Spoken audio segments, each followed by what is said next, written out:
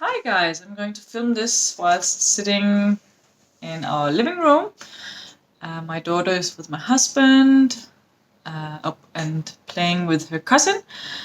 And it's been a while, I know. I just haven't gotten to sit down and talk.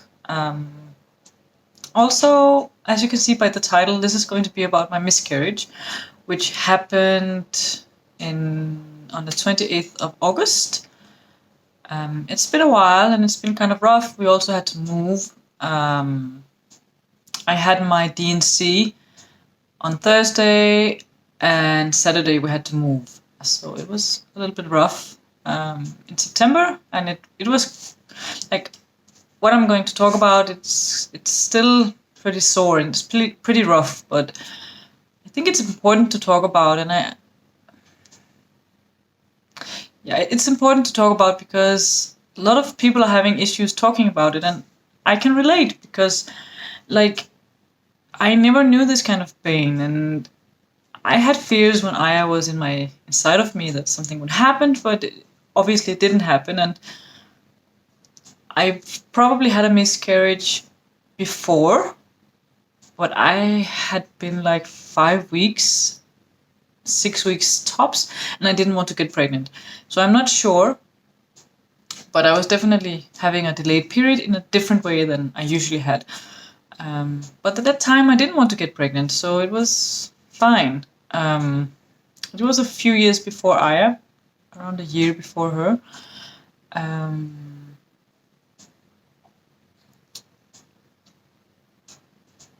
So the idea of miscarrying wasn't. I never, like, if I had gotten pregnant and I was going to have an abortion, that was something I was fine with. It never happened, but I was fine with it. But now that I have a child and I'm with my husband, I would never ever terminate. And I think that's what's making it really hard, because my body terminated. Obviously, there was a reason for that, of course. And also on a spiritual level, like, it's making me like a more whole person, more deeper person. It's kind of hard to explain, but it's making me work with a lot of my emotions. Yeah. So what happened? I got pregnant. It wasn't planned. I got pregnant when I was 11 months.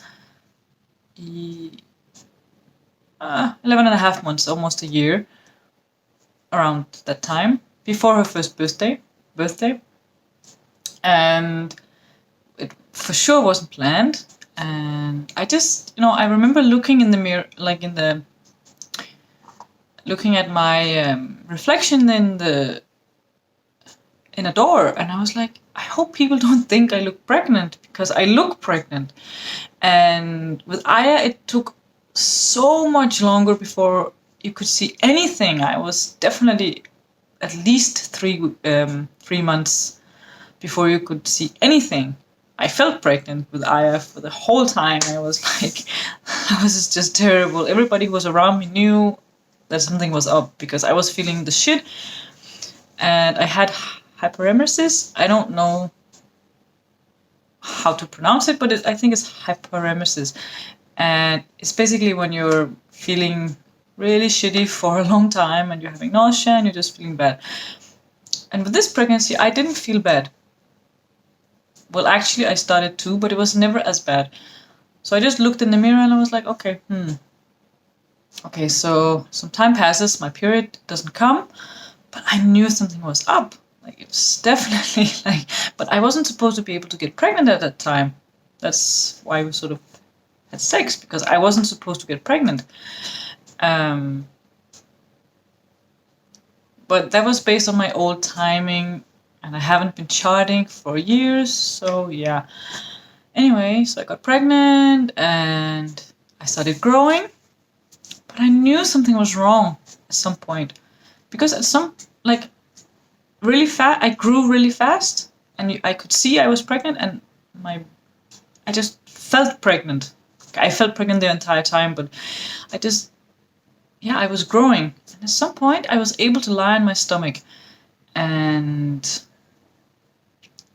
I never grew much more, like, because I'm expecting for the next time that I'm going to look much more pregnant really fast, and people usually do in the second time around, especially that fast after having a child. And it felt weird. It was so off.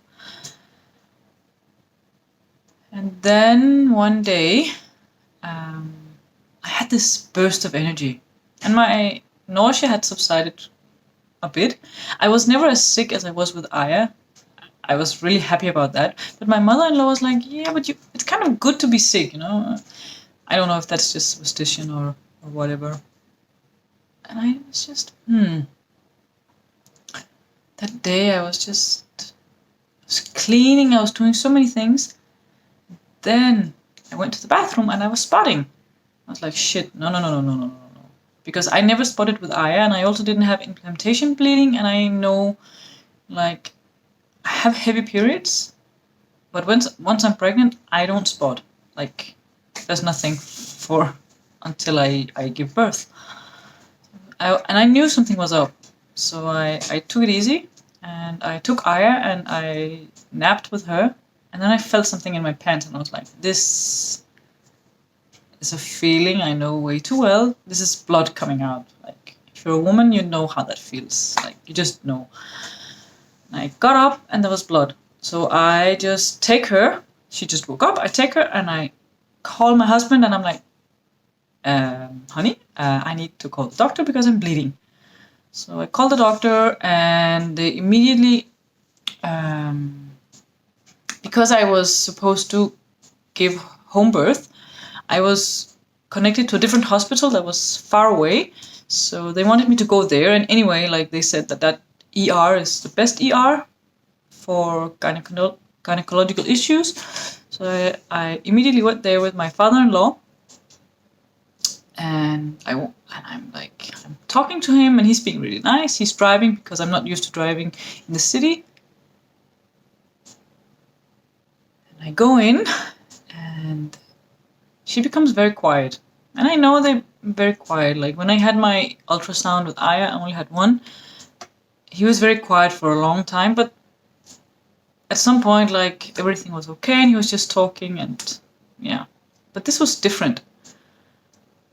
And she said, are you sure about the dates? Are you sure that you are supposed to be almost 14 weeks along?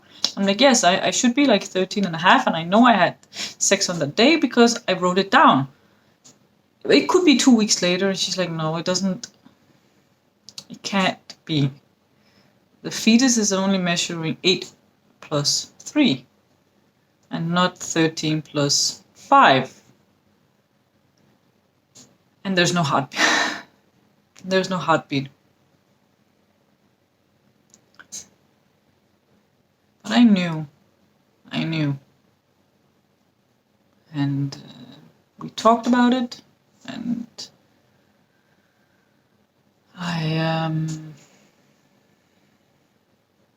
we scheduled that I should come in the next day for getting, I think it's called misostrupol, the pills you put up and they give you contractions.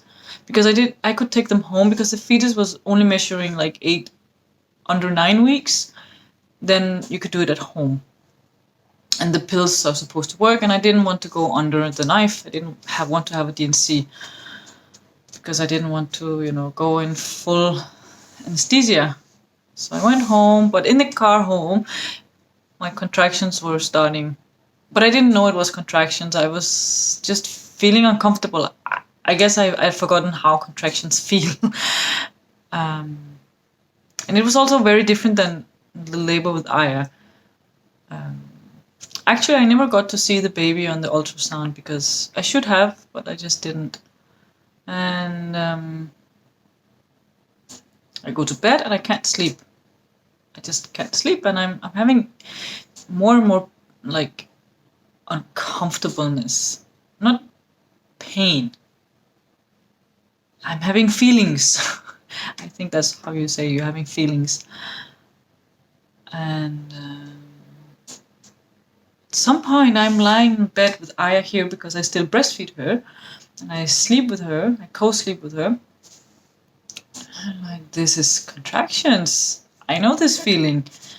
So I was like, okay, I'm having this extremely uncomfortable situation, but the good thing is, okay, I can practice breathing, because with Aya, I never had I only had contractions, mild contractions in the night, for like 5 hours, and then once my water broke, and then some hours later, my contractions really started. I only had like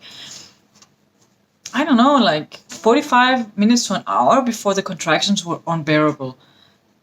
And they were unbearable for a long time. They were intense the whole time. And here I was able to breathe through it. And also, there were some things in Aya's labor that I hadn't processed. So I was able to breathe through it. And at some point, I just feel I'm in my bed, and I just feel something really big coming out. And I just knew this is like all of it. So I'm like praying that she's not gonna wake up. Please, I don't wake up, because I get up, stand at the end of the bed, and I'm just bleeding. I know this is probably too much, but that's the reality of it. That's what happened. Like, you bleed, you're miscarrying, you are bleeding. And at some point, I'm like, okay, I need to go to the bathroom, because this is too much on the floor. And I don't have pads, so I need to go down. It's so difficult to get out because I'm having so many contractions. It's really painful. Obviously, I had forgotten how it was to give birth, and I wanted to die. So I go down to the bathroom, and I'm in there for quite a long time, and I'm trying to listen for her. And also, me and my husband don't sleep in the same room. We haven't since she was born. So I could have gone to him, but he was at the other end of the house, and it felt like a journey to go find him. And also, I didn't want to wake him up, because I know he needs to sleep, and I was just like, yeah, what is he gonna do anyway? Like, he's not the one giving birth to a dead child. So I'm just standing there, and I couldn't scream, which I did with Aya, and that was very counterproductive. Although I did it for a long time, and I think my midwives were kind of annoyed with me, to say the least, until I was able to take that energy from here and push it down. But with this miscarriage, I didn't have to push anything. It just came out by itself. There was no pushing needed. I guess the baby was kind of small. There was I weighed myself the day after, and I'd lost like a kilo. So the pregnancy must have been around 1 kilo.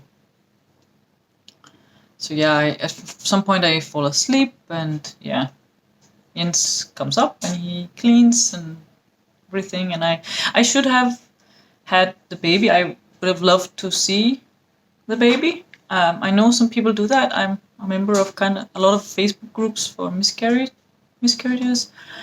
And a lot of them are showing their beautiful little angel babies. And I should have done that, but he was very fast with cleaning, and I wasn't in that mind space. I would have loved to have buried it. Yeah, but yeah, it's in my mind. So then I called the hospital, and they tell me, okay, fine, you miscarried by yourself. That's really good. Also, they hadn't mentioned how painful it would be. Like, I didn't expect it to feel like giving birth again. I should have known, but I mean, the contractions were as bad. Not as being in transition, but they were bad. And if you haven't given birth before, definitely is painful. Like, you can't imagine how painful it is. It's very painful. Anyway, so I went, and when I went there was still mass left, like too much, and I hadn't bled it out after a week. So my body didn't want to like release the tissue. Also, I had been carrying a dead baby for 5 weeks. So my body really didn't want to release it. And there was still something left. And there's a chance of infection if you don't get it out. So you need to get it out. So I took the pills because I still didn't want to get a D&C. I went to the hospital. I could have done it again. I could have done it at home, but with a 1-year-old. No, she was like 14, 15 months at the time. That was in August, right? I just couldn't, because the pain, it's too much pain when you're having a toddler running around that demands all of your attention. It's too much. It would have been something else if it would have been birth, but it wasn't. So I went there, and I really didn't bleed a lot, and I was like, yeah, maybe it's enough. And the doctor, the nurse was like, no, I'm pretty sure you didn't bleed enough. And I was like, no, I'm sure I bled enough. She's like, no, you will need a D&C. And she was right. So I went in the week after that to make sure. No, a few days after. It was in total 22 days after I miscarried that I had my D&C. So I ended up having a D&C and went to the hospital again. A lot of driving to the hospital. And yeah, I had the D&C. It wasn't that bad. It was fine. It was, yeah. But obviously you're gonna get cut into, and then I had to move 2 days later, and we were in the process of moving, and it was just really difficult. And then we had to clean the house. When we got to the house, it was really hard, and I couldn't carry anything, and I was in so much pain. So I never really got to process. And I guess also it's the same with grief, right? It is grief. But when you're losing someone, a person that has lived, it takes time before you can process it. And I just never knew I could have this kind of love for someone who was this size, maybe? I didn't know that you could have so much love. It's been really rough. Like, I love my daughter to death. But I also know that our family is not complete, and we both want more children, but we were not ready for a child now. I would have given birth in a month, or maybe now, like, depending on everything. But February was going to be my birth month. And with Aya, she came 2 weeks early, so it would have been in like 2 weeks, 2 or 3 weeks, probably. But the constant reminder of not being pregnant is really tough. Like, I can lay down on my stomach, I can do all of these nice yoga exercises, I'm having a really nice power yoga practice, and if you're following my channel or my social media, you know I also am a yoga teacher. That's what I do. Well, I'm still on maternity leave or stay-at-home mom, whatever you call it. I haven't been teaching since we came back to Denmark. And it's just, everything reminds me that I'm not pregnant anymore. Everything. I think it's getting easier. I have been taking some natural remedies that sort of relieve the mind. And I've been trying to take more care of myself, and I'm try to detox as much as I can while I'm nursing, because while you're breastfeeding, there's things you can't do, and you shouldn't do. There's a really, really efficient remedy for detoxing that's called neem. It's an Indian herb, but I can't do that because I'm breastfeeding, and I don't want to, because Aya, when I was pregnant with the baby, stopped breastfeeding really fast. So once I had the D&C, she started to breastfeed again. Like, she did not want to breastfeed at all, and I felt so guilty for not being able to breastfeed her, and she didn't want to breastfeed. I was so guilty because I want to go to at least 2 years, if not more, depending on what she wants, and she's not ready to give up. And I see she was just not nursing because the milk was not nice tasting. Not because she didn't want to, because she loves it. Yeah. So let's see what happens. That was my sort of story, and it's not the only reason why I haven't been posting. I also had a concussion last year at the end of February, which sort of, I was starting to get back to being myself, and then I was doing too much too fast and I hit my head.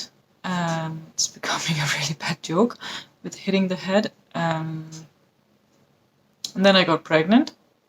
So yeah, and I was just super pregnant, and so many things were happening, and I was doing so many things.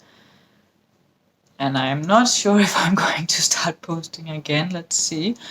But this was something I had to get off my mind, off my chest, because I feel like this is an important topic, and if just someone else can relate to my story and can feel like they're not alone, yeah, that's why I'm doing this. There are lots of resources. If you're on Facebook, there are lots of groups for miscarriages and infant loss. Like, I can't even imagine losing a baby later. Like, that's just having a stillborn. Oh my God. It was hard enough to have a miscarriage and bleed all that out. But then to push someone out that's not alive, yeah, I can't. But that's my story, and yeah, if you want to talk, just write to me. I have mom brain, so I will reply as fast as I can. But please leave a comment and subscribe and share this.